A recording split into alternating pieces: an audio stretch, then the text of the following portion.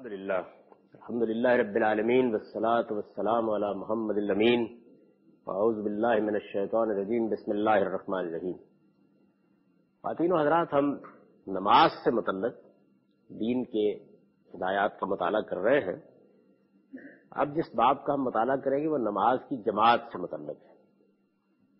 نماز کے بارے میں یہ بات تو معروف ہے کہ یہ تنہا بھی ادا کی جا سکتی ہے، لیکن انبیاء علیہ السلام کے دین میں یہ سنت ہمیشہ سے قائم رہی ہے کہ تزکیہ اجتماعیت کی غرض سے اس کو جماعت کے ساتھ اور ممکن ہو تو کسی معبد میں جا کر ادا کیا جائے۔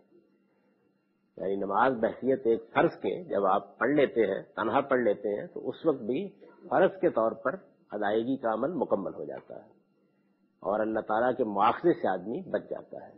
لیکن انبیاء علیہ السلام نے اس کے بارے میں یہ قاعدہ قائم کیا ہے، یہ سنت قائم کی ہے کہ اس کو کسی مسلمانوں کی جماعت کے ساتھ مل کے ادا کیا جائے، فرض نماز کو، اور اگر اس سے بھی زیادہ اللہ میاں سعادت دے تو آدمی کسی معبد میں جا کر اس کو ادا کرے، یعنی کسی مسجد میں، کسی عبادت گاہ میں جا کر ادا کرے۔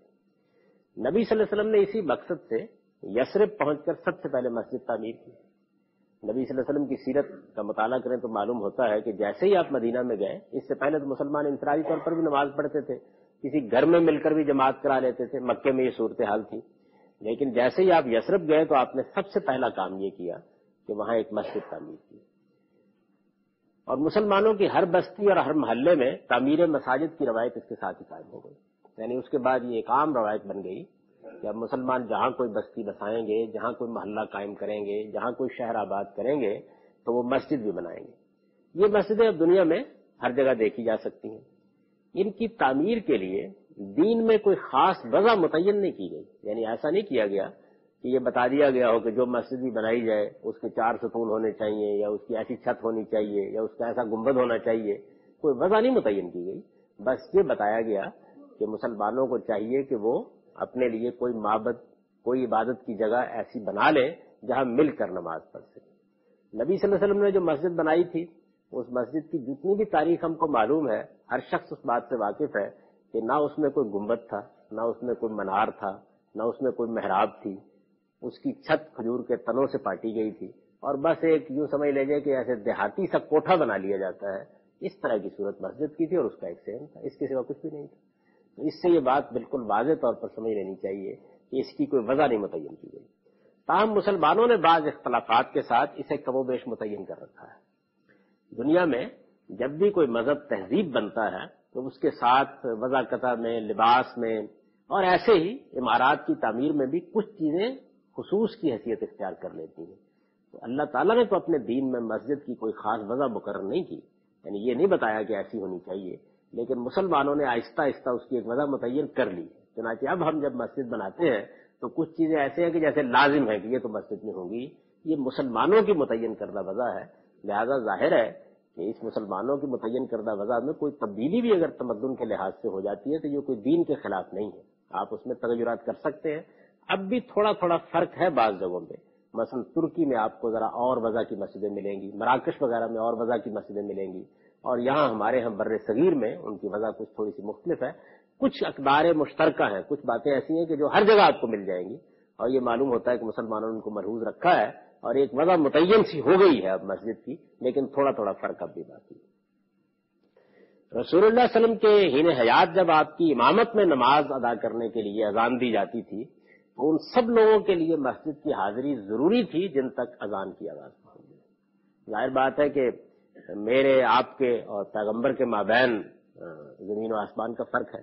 اللہ کے پیغمبر جب مدینے میں موجود تھے اور ان کی طرف سے اذان دلوائی جاتی تھی اور اس میں کہا جاتا تھا کہ حی علی الصلاح حی علی الفلاح، اور یہ معلوم تھا کہ حضور امامت کرائیں گے، تو اس موقع کے اوپر سب لوگوں کے لیے یہ ضروری تھا کہ وہ مسجد میں حاضر آئیں اور نماز پڑھیں۔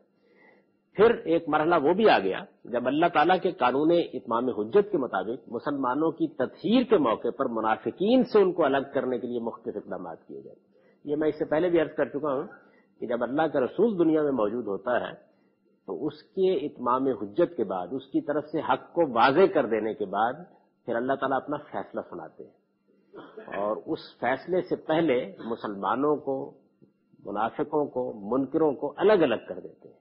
یہ عمل مدینے کے زمانے میں آخری 2-3 سالوں میں کیا گیا، سورہ توبہ میں اور بعض اور قرآن مجید کی صورتوں میں اس کی تفصیلات ملتی ہیں۔ یہ جب معاملہ ہوا تو اس میں اس حکم کے اندر اور سختی کر دی گئی۔ چنانچہ یہ بھی ہوا کہ ایک نابینا نے مسجد کی حاضری سے اجازت چاہی، رخصت چاہی تو آپ نے رخصت دے دی، لیکن پھر پوچھا کہ اذان سنتے ہو؟ اس نے اس بات میں جواب دیا تو فرمایا پہنچنا ہوگا۔ یعنی ایک نوبت ایسی بھی آ گئی کہ معذوری کی بنیاد کے اوپر بھی یہ پابندی لگا دی کہ لوگ آئیں، کیونکہ یہ ضروری تھا اس موقع پر کہ حضور کی مسجد میں آنے والے اور حضور کی مسجد میں نہ آنے والے منافقین کے مابین بالکل فرق واقع ہو جائے، اس پر اللہ کا عذاب کا فیصلہ ہونا تھا۔ یہ ایک تفصیلی موضوع ہے، میں نے صرف اس کی جانب اشارہ کیا۔ اس کی وجہ یہ ہے کہ لوگ جب کچھ روایات پڑھتے ہیں تو ان کو محسوس ہوتا ہے کہ ساری امت کا اس پر اجماع ہے کہ نماز تنہا بھی ہو جاتی ہے، تو پھر یہ جو باتیں روایتوں میں اتنی سختی کی بات جگہوں پر آ گئی، ان کی وجہ کیا ہے؟ تو ان کی 2 وجہ ہیں۔ ایک تو یہ ہے کہ عمومی طور پر رسالت میں آپ صلی اللہ علیہ وسلم اگر نماز کے لیے مسجد میں موجود ہیں اور آپ کی طرف سے اذان دی گئی ہے تو معاملے کی نوعیت بالکل تبدیل ہو جاتی ہے، اور دوسرے یہ کہ ایک موقع ایسا بھی آ گیا کہ جس میں معذورین کو بھی اجازت نہیں دی گئی۔ وہ موقع جب گزر گیا اس کے بعد رویہ تبدیل کر لیا گیا۔ پھر بعض لوگوں نے حضور سے کہا کہ ہمارے لیے آنے میں دقت ہوتی ہے، تو آپ نے بعض اوقات ان کے گھر میں جا کے خود نماز پڑھا دی کہ اب تم یہاں نماز پڑھ لیا کرو، تو بعد میں اس میں تبدیلی بھی آ گئی۔ اس لیے اس کو بہت اچھی طرح سمجھ لینا چاہیے کہ اس کی نوعیت کیا ہے۔ نبی صلی اللہ علیہ وسلم نے اسی موقع پر، یعنی یہ جب موقع آیا ہے منافقین کو الگ کرنے کا، تو تحدید فرمائی تھی کہ جو لوگ نماز میں نہیں پہنچتے چاہتا ہوں کہ ان کے گھر جلا کر ان پر پھینک دوں، یعنی یہ اس موقع پر آپ نے فرمایا تھا۔ ابن مسعود رضی اللہ عنہ کا بیان ہے کہ بیمار بھی اس زمانے میں 2 آدمیوں کا سہارا لے کر جماعت میں حاضر ہوتے تھے۔ یعنی یہ جو 2 سال کا ایسا موقع آ گیا تھا کہ جس میں یہ حکم دے دیا گیا تھا تو بیمار آدمی بھی 2 آدمیوں کا سہارا لے کے آتا تھا۔ بعد کے زمانوں میں پھر یہ سختی قائم نہیں رہی۔ تو یہ سمجھ لیجئے بہت اچھی طرح سے، کیونکہ ہوتا یہ ہے کہ کچھ لوگ مسلمانوں کا جو اجماع ہے نماز کے بارے میں کہ وہ جماعت کے بغیر بھی تنہا بھی گھر میں بھی ہو جاتی ہے، اور جماعت کے ساتھ نماز پڑھنا یا مسجد میں جا کے نماز پڑھنا یہ بڑی فضیلت کی چیز ہے۔ عام طور پر مسلمانوں کے تمام علماء کا کم و بیش یہی اجماع ہے۔ اس کو جب دیکھتے ہیں اور دوسری طرف اس طرح کی کچھ روایات کو دیکھتے ہیں تو انہیں محسوس ہوتا ہے کہ تضاد ہے اس صورتحال میں۔ تو یہ سمجھ لینا چاہیے کہ عمومی قانون وہی ہے، یہ جو سختی ہے اس کا ایک خاص موقع اور خاص محل ہے۔ ایک وہ حضور کی اپنی شخصیت کے حوالے سے ہے، اور دوسرے وہ 1 سال 2 سال کا زمانہ ہے جس میں منافقین کو بالکل الگ کیا گیا ہے، اور اس میں اتنی سختی برتی گئی ہے کہ نابینا کو بھی اجازت نہیں دی گئی اور بیمار کو بھی اجازت نہیں دی گئی۔ یعنی یہ کہا گیا کہ وہ بھی 2 آدمیوں کا سہارا لے کر آ جائے۔ رسول اللہ صلی اللہ علیہ وسلم کے بعد ظاہر ہے کہ حکم کی یہ صورت تو باقی نہیں رہی، لیکن مسجد کی حاضری اور نماز با جماعت کا اہتمام اب بھی بڑی فضیلت کی چیز ہے، لہذا کسی مسلمان کو بغیر کسی عذر کے اس سے محروم نہیں رہنا چاہیے۔ یعنی اب یہ فضیلت کی چیز ہے، یہ اب اللہ تعالیٰ کا قرب حاصل کرنے کی چیز ہے، اس میں بڑی برکتیں ہیں، اور اس کا جتنا اہتمام کیا جائے اتنا اس سے خیر حاصل ہوتا ہے۔ چنانچہ حضور کے جو عمومی ارشادات ہیں وہ فضیلتی کے بارے میں ہیں۔ نبی صلی اللہ علیہ وسلم کے ارشادات اس باب میں کچھ اس نوعیت کے ہیں۔ آپ نے فرمایا تنہا نماز پڑھنے سے جماعت کے ساتھ نماز پڑھنا 27 درجے زیادہ ہے، یعنی یہ گویا فضیلت بیان فرمائی۔ اسی طرح ایک اور روایت میں حضور کا ارشاد ہے کہ اگر لوگ جانتے کہ اذان کے وقت پہنچنے اور پہلی صف میں کھڑے ہونے کا کیا اجر ہے، پھر اس کے لیے قرعہ ڈالنے کے سوا کوئی وجہ ترجیح نہ پاتے تو یہی کرتے۔ یعنی اگر لوگوں کو یہ معلوم ہو جاتا کہ یہ کتنی فضیلت کی چیز ہے اور اس سے کیا اجر حاصل ہوتا ہے، اور ان کو معلوم ہوتا کہ اب کوئی چارہ اس کے سوا نہیں، ہر آدمی پہنچ رہا ہے پہلی صف میں، تو وہ کہتے کہ بھائی قرعہ ڈالتے ہیں کس کو یہ سعادت حاصل ہوتی ہے۔ یعنی یہ ایسی چیز ہے اگر وہ اس کی فضیلت کو سمجھ لیں۔ اسی طرح آپ نے فرمایا اور اگر جانتے کہ ظہر کی جماعت کے لیے سبقت کرنے میں کیا اجر ہے تو اس کے لیے ایک دوسرے سے سبقت کرتے، اور اگر جانتے کہ فجر اور عشاء کے لیے حاضر ہونے میں کیا اجر ہے تو اس کے لیے گھسٹ کر بھی پہنچنا پڑتا تو پہنچتے۔ تو آپ نے اس کی فضیلت بیان کی، عمومی ترغیب دی، لوگوں کو بتایا کہ اس میں کیا اجر ہے، ایک یہ پہلو ہے۔ دوسری جانب یہ بتایا کہ فرض ادا ہونے کی حد تک جب آپ نہیں حاضر ہوتے تو ادا ہو جاتا ہے، اور تیسری جانب جہاں سختی کی اس کی نوعیت میں نے واضح کر دی ہے کہ وہ ایک مخصوص صورتحال کی وجہ سے کی گئی۔ تو اس سے جو کچھ بھی آپ کے ذخیرے میں موجود ہے اس میں سے ہر ایک کا موقع اور محل معلوم ہو جاتا ہے، یعنی فضیلت کی چیز کیسے ہے، سختی کے موقع کیا ہے، اجر کیا بیان کیا گیا ہے، عام حالات کے لیے کیا قانون ہے، یہ ساری بات بیان کر دی گئی ہے۔ اسی طرح آپ کا ارشاد ہے جس نے عشاء کی نماز جماعت کے ساتھ پڑھی اس نے گویا آدھی رات قیام کیا، اور جس نے صبح کی نماز جماعت کے ساتھ پڑھی اس نے گویا پوری رات قیام کیا۔ یعنی یہ بھی گویا فضیلت اور اجر کو بیان کیا ہے کہ اگر ایک آدمی عشاء کی نماز اہتمام کے ساتھ جا کے مسجد میں جماعت کے ساتھ پڑھتا ہے تو اس کا اس کو کیا اجر ملے گا؟ گویا آدھی رات تک اللہ کے راستے میں یا اللہ کے سامنے قیام کرنے کا اجر اس کو حاصل ہوگا. اور اگر اسے صبح بھی پڑھ لی ہے، عشاء بھی پڑھ کے آ گیا ہے، صبح بھی فجر کی نماز بھی پڑھی ہے، تو رات پوری کی پوری اللہ تعالیٰ کے یہاں قیام میں گویا اس نے نماز پڑھتے ہوئے گزاری ہے، اس میں محسوب ہو جائے گی. عورتیں البتہ اس حکم سے مستثنا ہیں. یہ لفظ بہت اچھی طرح سن لیجئے، یعنی عورتوں کو اس حکم سے مستثنا کیا گیا ہے. وہ اس حکم کی مخاطب نہیں ہے. مسجد میں جائیں، نماز پڑھیں، اہتمام کے ساتھ پڑھیں، لیکن ان کے لیے یہ چیز نہیں کی گئی. وہ اگر گھر میں بھی نماز پڑھ لیتی ہیں تو ان کے لیے بالکل وہی فضیلت ہے جو مردوں کے لیے مسجد میں جا کر نماز پڑھ لیتی ہے. یعنی فضیلت کے معاملے میں ان کو اللہ تعالیٰ نے یہ خصوصی اعزاز دیا ہے کہ وہ اپنی ضرورتوں کے لحاظ سے اگر نہیں نکل سکتی مسجد میں جانے کے لیے تو اجر سے محروم نہ رہے. تاہم وہ جانا چاہے تو جب چاہے مسجد میں جا کے نماز پڑھے. ان کے معاملے میں سنت یہی ہے کہ وہ نماز کے لیے مسجد میں آ سکتی ہیں، لیکن گھر کی نماز ان کے لیے اس کے مقابلے میں بہتر ہے. نبی صلی اللہ علیہ وسلم نے فرمایا ہے اپنی عورتوں کو مسجدوں میں آنے سے نہ روکو، لیکن ان پر یہ واضح رہنا چاہیے کہ ان کے گھر اس مقصد کے لیے زیادہ موجود ہے. یعنی گویا حضور نے اس معاملے میں یہ بتا دیا کہ کوئی خاتون یہ خیال نہ کرے کہ اگر وہ نہیں آتی تو وہ اس اجر سے، اس فضیلت سے محروم ہو جائے گی. اس کو گھر میں بھی یہ اجر اور فضیلت حاصل ہو جائے گی، لیکن اگر وہ آنا چاہے، یہ سعادت حاصل کرنا چاہے تو اس کو کوئی روکے نہیں. مسجدوں میں وہ آئیں، ان کے لیے اس کے دروازے کھلے ہونے چاہیے، اور اللہ تعالیٰ کی طرف سے جو ایک گھر بنائے گئے ہیں، معبد بنائے گئے ہیں، عبادت گاہیں بنائی گئی ہیں، ان میں اس پر کوئی رکاوٹ نہیں ہونی چاہیے. حضور نے فرمایا لا تمنعوا اماء اللہ المساجد. اس کو بہت اچھی طرح سمجھ لینا چاہیے اور اس کا لحاظ کر کے خواتین کے لیے مسجدوں میں آنے، نماز پڑھنے کا اہتمام رکھنا چاہیے. حضور کے زمانے میں یہی طریقہ تھا کہ عورتیں بالعموم مسجد میں آ کے نماز پڑھتی تھیں، فجر کی نماز بھی پڑھتی تھیں، عشاء کی نماز بھی پڑھتی تھی. اور اس میں بعض اوقات ایسے حالات پیدا ہو گئے کہ جس میں فجر کی نماز کے لیے ایک خاتون کو آتے ہوئے ریپ کر لیا گیا. یعنی ظاہر ہے کہ یہ بڑی غیر معمولی صورتحال تھی. اس پر بھی حضور نے پابندی نہیں لگائی اور یہ کہا کہ نہیں، وہ آنا چاہتی ہیں تو آتی رہے نماز کے لیے. یہی رویہ ہم کو اختیار کرنا چاہیے. بعض اوقات ایسا ہوتا ہے کہ ہم اپنی طرف سے فتنے کا لفظ بول کر یا حالات کا لفظ بول کر ایسی پابندیاں لگا دیتے ہیں جو اللہ اور اللہ کے رسول نے نہیں لگائی. تو عورتوں کے لیے مسجدوں میں حضور کے زمانے میں یہی اہتمام تھا. جو اجتماعی نمازیں ہیں ان کا ذکر آگے چل کے آئے گا، ان میں تو بڑی تاکید کی نبی صلی اللہ علیہ وسلم نے. یہاں تک کہ عید کی نماز کے بارے میں تو یہاں تک ہوا کہ بعض خواتین نے اس موقع کے اوپر اپنا عذر پیش کیا کہ ہم تو نماز پڑھنے کی صورتحال میں نہیں ہیں. تو آپ نے فرمایا کوئی حرج کی بات نہیں، تم آ جاؤ، خطبہ سنو، مسلمانوں کی دعا میں شریک ہو جاؤ. نماز نہیں پڑھتی تو نہ پڑھو، لیکن آ جاؤ لازمن، تاکہ عورتوں کا تعلق مسجد کے ساتھ، مسلمانوں کے اجتماعی نظم کے ساتھ پوری طرح قائم رہے. اب ظاہر ہے کہ جب مسجد میں نماز پڑھی جائے گی یا جماعت کے ساتھ نماز پڑھی جائے گی تو یہ سوال پیدا ہوگا کہ پھر اس کا طریقہ کیا ہے. اب تک ہم نے جتنی چیزیں پڑھی ہیں ان میں تو یہ بتایا گیا ہے کہ نماز پڑھنے کے لیے کیا طریقہ ہے. وہ اکیلے میں پڑھی جائے، لیکن اگر وہ مسجد میں پڑھی جاتی ہے، جماعت کے ساتھ پڑھی جاتی ہے، تو شریعت کا متعین کردہ طریقہ کیا ہے اس کے بارے میں، تو اس کو آپ سمجھ لیجئے. پہلی چیز یہ ہے کہ نماز سے پہلے اذان دی جائے گی. یعنی جب باجماعت نماز کا اہتمام ہوگا کسی جگہ یا مسجد بنائی جائے گی تو اس کے لیے سنت یہ قائم کی گئی ہے کہ نماز سے پہلے اذان دی جائے گی تاکہ لوگ اسے سن کر جماعت میں شامل ہو سکیں. گویا لوگوں کو مسجد میں نماز کے لیے بلانے کا ایک طریقہ مقرر کر دیا گیا. رسول اللہ صلی اللہ علیہ وسلم نے اس کے جو کلمات مقرر کر دیے، یعنی اذان کا معاملہ لوگوں کے اجتہاد پر نہیں چھوڑا گیا، اس کے کلمات حضور نے مقرر کیے ہیں. وہ کلمات یہ ہیں: اللہ اکبر، اشہد ان لا الہ الا اللہ، اشہد ان محمد رسول اللہ، حی علی الصلاۃ، حی علی الفلاح، اللہ اکبر، لا الہ الا اللہ. یہ کلمات اذان کے لیے مقرر کیے گئے. ایک ہی مقتدی ہے، یعنی کسی موقع پر آپ نماز کرانے کے لیے کھڑے ہوئے ہیں اور ایک ہی مقتدی ہے. گویا دو لوگ ہیں، ایک جماعت کرا رہا ہے اور ایک آدمی ہے.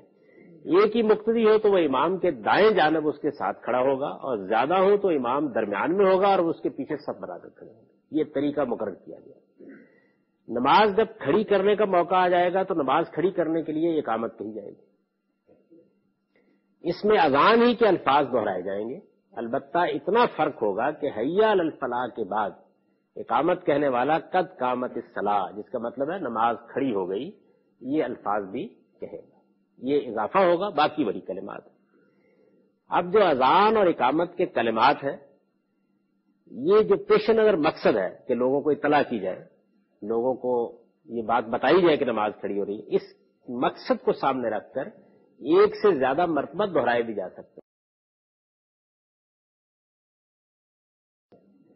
اس سے یہ بات واضح ہو گئی ہوگی کہ 2 مرتبہ کہنا یا 3 مرتبہ کہنا یا دہرا کر کہنا یہ اصل میں لوگوں تک زیادہ سے زیادہ آواز پہنچانے کے لیے کیا گیا ہے، ورنہ کلمات وہی ہیں جو مقرر کر دیے گئے ہیں۔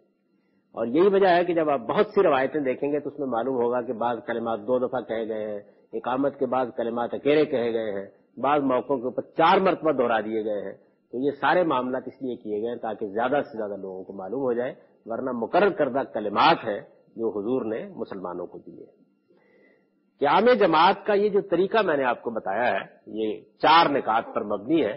تو یہ جو طریقہ ہے یہ مسلمانوں کے اجماع اور تواتر عملی سے ثابت ہے، یعنی یہ طریقہ مسلمانوں نے حضور سے سیکھا اور اس کے بعد نسلاً بعد نسلاً وہ پورے اتفاق کے ساتھ اس طریقے کو منتقل کر رہے ہیں۔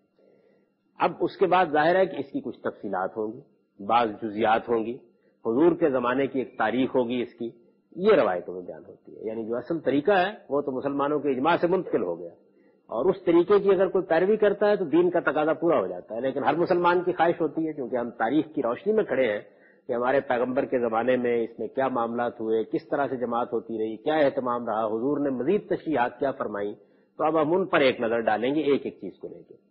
یہ بات یاد ہوگی کہ سب سے پہلے جس چیز کا میں نے ذکر کیا وہ اذان ہے، یعنی جب بھی نماز با جماعت کا اہتمام ہوگا یا مسجد میں نماز پڑھی جائے گی تو اذان دی جائے گی۔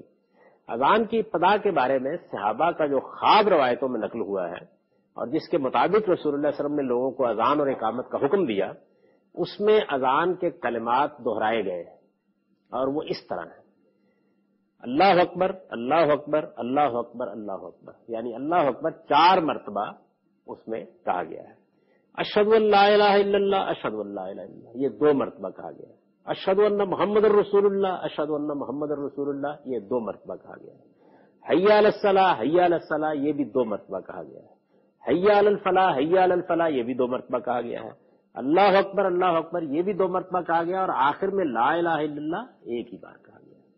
یہ مشہور روایت ہے، اور اس سے معلوم ہوتا ہے کہ جو دہرانے کا معاملہ ہے یہ ظاہر ہے کہ اس مقصد کے لیے ہے کہ زیادہ سے زیادہ لوگوں تک آواز پہنچ جائے۔ تو حضور کے زمانے میں جب صحابہ کرام نے اس کو شروع کیا تو دہرانے کا یہ طریقہ اختیار کیا گیا، اور اس میں دیکھیں مختلف ہے، یعنی کچھ کلمات 4 مرتبہ ہیں، کچھ 2 مرتبہ ہیں، اور آخر میں 1 مرتبہ ہے۔ تو یہ طریقہ اختیار کیا گیا۔ چنانچہ بیان کیا گیا ہے کہ زمانہ رسالت میں اذان کے کلمات بالعموم 2 مرتبہ کہے جاتے تھے۔ اسی بات کو بعض روایتوں میں اس طرح بیان کیا گیا۔ حضور کے مؤذن ہیں ابو محذورہ، جس طرح بلال آپ کے مؤذن ہیں اسی طرح سے ابو محذورہ ہیں۔ تو ابو محذورہ کو حضور نے جب اذان خود سکھائی تو وہ کہتے ہیں کہ رسول اللہ صلی اللہ علیہ وسلم نے انہیں اذان سکھائی تو فرمایا تم اس طرح کہو گے: اللہ اکبر اللہ اکبر اللہ اکبر اللہ اکبر، یہ تو وہی 4 مرتبہ ہے۔ اشہد ان لا الہ الا اللہ اشہد ان لا الہ الا اللہ اشہد ان محمد الرسول اللہ اشہد ان محمد الرسول اللہ یہ بھی بالکل 2 مرتبہ ہوا۔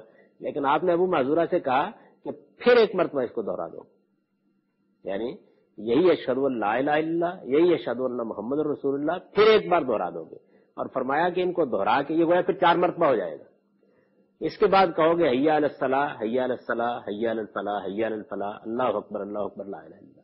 تو یہ معلوم ہوا کہ بعض موقعوں پر حضور نے یہ بھی کہا کہ جو درمیان کے کلمات ہیں وہ بھی 4 بار دہرائے جا سکتے ہیں، اسی مقصد کے لیے۔ اصل چیز وہ کلمات ہیں جو مقرر کر دیے گئے ہیں، دہرانے کا معاملہ حالات کے لحاظ سے ہے، اذان کی آواز دور تک پہنچانے کے لیے۔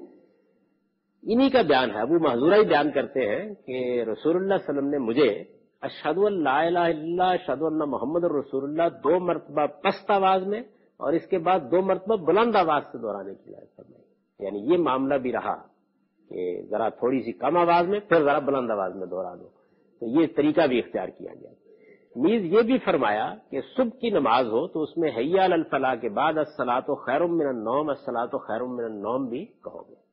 یعنی یہی ابو محذورہ کہتے ہیں کہ مجھے آپ نے یہ بھی کہا کہ صبح کی نماز میں کیونکہ لوگ سوئے ہوئے ہوتے ہیں تو حی علی الفلاح کے بعد یہ الفاظ بھی کہہ دیا کرو، تاکہ لوگ نماز کے لیے اٹھ کر آ سکیں اور انہیں یہ احساس رہے کہ اللہ کی طرف بلایا جا رہا ہے اور وہ نیند سے اٹھ کے وہاں پہنچے۔ روایتوں میں ہے کہ بارش برستی یا سردی زیادہ ہوتی تو رات کی نماز کے لیے بعض اوقات ایسا ہوتا کہ بارش ہو رہی ہے یا بہت سخت سردی پڑ رہی ہے، یہ کبھی کبھی مدینے میں ایسا ہو جاتا ہے کہ سردی شدید ہو جاتی ہے، تو رات کی نماز میں نبی صلی اللہ علیہ وسلم مؤذن سے اذان میں اعلان کرا دیتے تھے کہ الا صلوا فی الرحال، کہ لوگ نہ آئے مسجد میں۔ اب دیکھیے یہ اجنبی بات ہوگی آپ کے لیے، لیکن ایسا ہوتا تھا کہ حضور یہ محسوس کرتے یہ دین کے بالکل فطرت پر قائم ہونے کی دلیل ہے. یعنی ایسا ہوتا کہ بارش ہو رہی ہے تو اذان ہی میں یہ فرما دیتے کہ یہ کہہ دو کہ لا صلو فی الرحال، لوگ اپنے گھروں ہی میں نماز پڑھ لیں، نہ آئیں تاکہ رحمت کی چیز نہ بنے.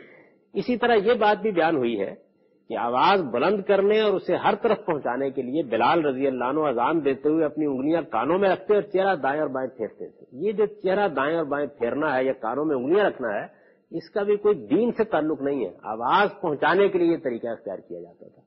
چنانچہ یہاں تو ہمارے ہندوستان کا مزاج یہ ہے کہ یہاں کوئی ایک طریقہ لوگ اختیار کر لیتے ہیں اور اس کے بعد یہ کہتے ہیں کہ اب اس میں تبدیلی کی تو مار دیں گے.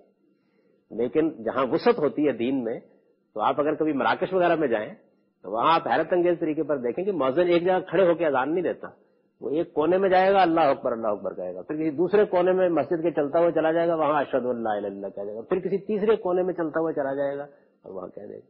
اب موجودہ زمانے میں سائنسی ترقی کے ساتھ لاؤڈ اسپیکر آ گیا. لاؤڈ اسپیکر کا معاملہ یہ ہے کہ پہلے تو اس کو کوئی مسجد میں گھسنے نہیں دیتا تھا.